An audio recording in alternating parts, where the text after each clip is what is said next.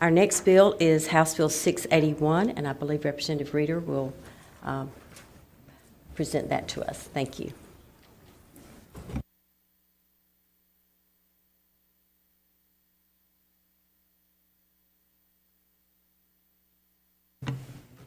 Thank you, Madam Chair, members of the committee. I'm here to ask for support for House Bill 681. It's the Interstate Medical Licensure Compact.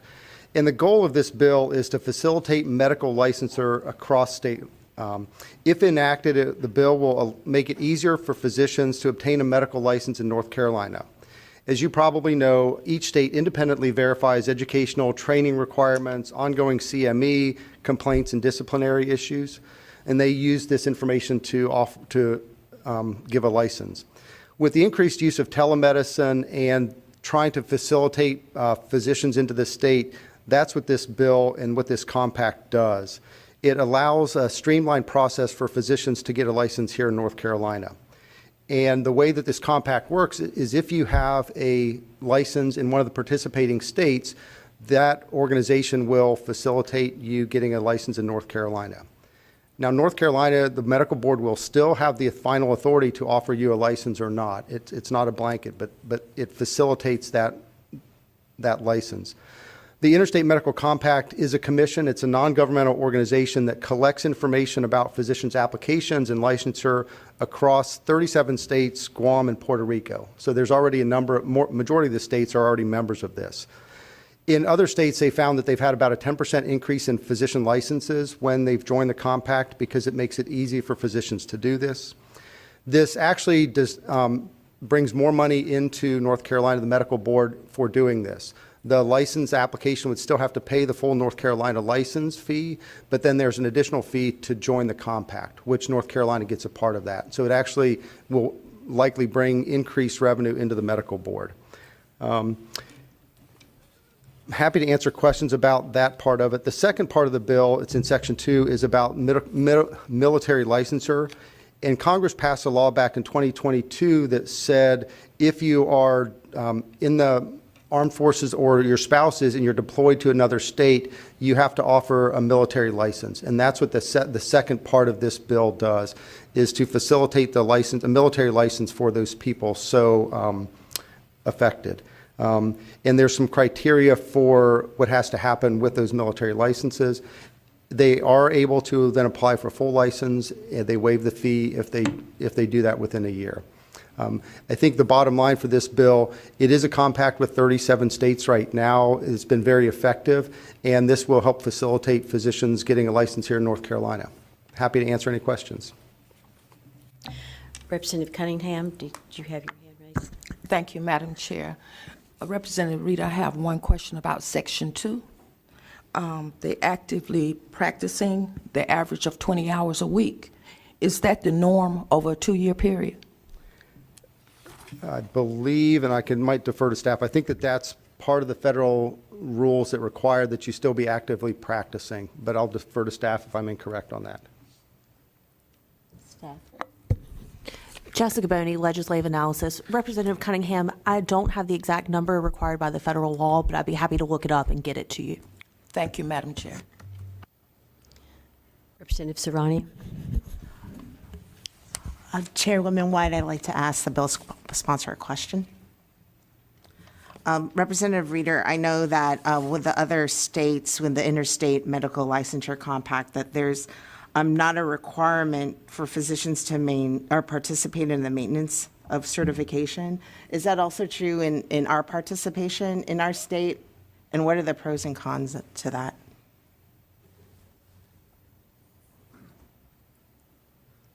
So in North Carolina, I'll defer to staff. In North Carolina, you can either choose to participate in maintenance of certification or you have to document your hours.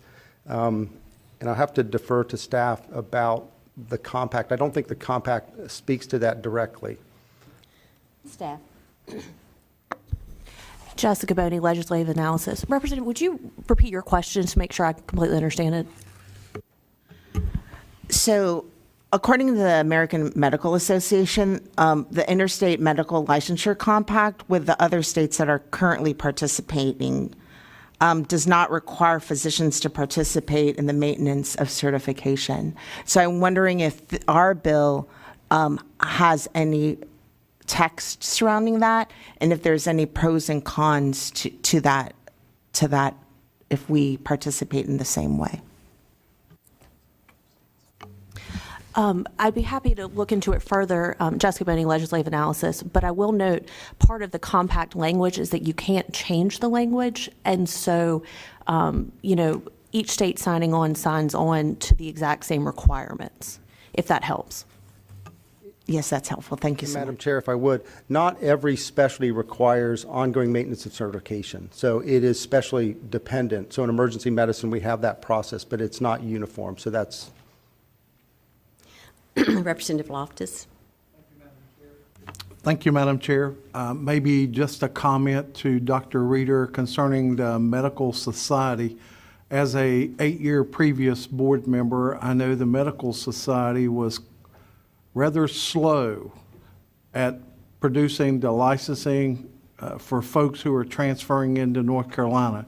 This bill may not necessarily address that, but I'd like to put that on the front burner, that if we're opening the door and they're going to make money off of this, there should be some push that gets this done in a timely manner so that local healthcare providers, hospitals, clinics, whatever, can get these folks in the door, get them working in a very timely manner. So I just wanted to put that out there.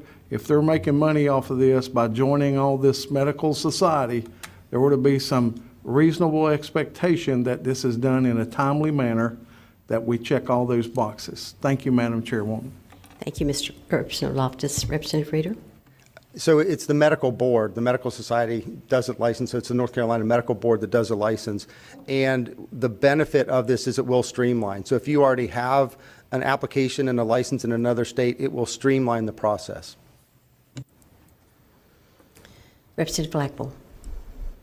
Thank you, Madam Chair. Just one question. I think that's related to subsection 11D on line 30, page 2 of the bill. One of the requirements, or one of the qualifications is holds a specialty certification or a time unlimited specialty certificate. Do all physicians now have to have a specialty certification? In order to get a North Carolina license, you don't have to have a specialty certificate. This is the criteria for participating in the compact. When you first come out of training, you're board eligible, but you don't have that training certificate. For some in emergency medicine, that takes a couple years before you're actually board certified. So is that process. These are the criteria that are laid out to participate in the compact. I should note that you don't, if you're trying to get licensed in North Carolina, you don't have to join the compact. You can come to North Carolina like you do now, just apply for a North Carolina license. So, Representative Blackwell. follow up. So, what would be an example of someone who could practice in North Carolina under our current law, but they wouldn't qualify under the compact because they lack the specialty certification? Representative Reeder. I'm thinking, Madam Chair. I still need to recognize you. Sorry. And I don't know if there's folks from the medical board here that could maybe answer this question a little bit better. When there's training licenses in North Carolina that would allow you to practice, you can get your full license before you're fully board certified. So those people can practice. You don't have to have a board certification to get a license. Many hospitals will require you as part of the medical staff, but in North Carolina, most states, you don't have to have that board certification to have a full unrestricted license. Follow up. So when we talk about a certification, is that a board certification that we're talking about? Or it's like if somebody graduates from medical school somewhere else that's an accredited school, and they do a residency in orthopedics, let's say, but they're not board certified in orthopedics. is that the kind of specialty certification that they would be lacking? So under the compact, they couldn't come in, but somebody who's board certified in orthopedics could? Representative Reader. So we're going to differentiate licensure and certification. So certification is done for the most part for the American Board of Medical Specialties. So orthopedics, pediatrics, you certify to them that you've had the training. Some of them have exams that you have to take to call yourself board certified. In order to participate in the compact, you'd have to be board certified. To have a license to practice, you don't have to have that certification. No further questions or comments. Thank you, Representative Reader and Representative Baker. Did you have a comment? Okay, thank you. Representative Humphrey has a motion. Thank you, Madam Chair. I move for a favorable report to House Bill 681 with a serial referral to House Finance. Representative Humphrey moves for a favorable report to House Bill 681 with a serial referral to Finance. All in favor say aye. Aye. All opposed, no. The ayes have it. It moves on to Finance. Thank you.